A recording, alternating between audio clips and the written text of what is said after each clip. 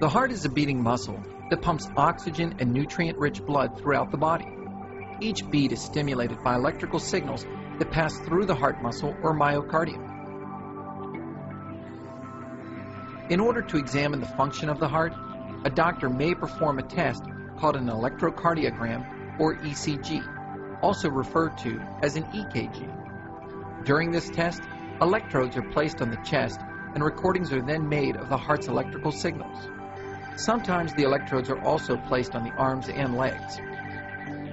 The electrical signals follow a set pathway through the heart, beginning at a spot called the SA node, which is located in the top right chamber or atrium. The signal then branches out through both the right and left atria, which contract and push blood into the lower chambers or ventricles.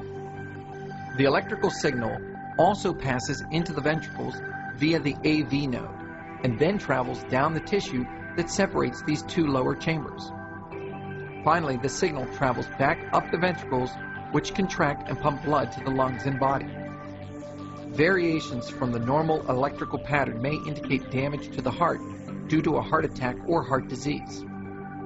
Often a patient will be required to perform a stress test during an ECG.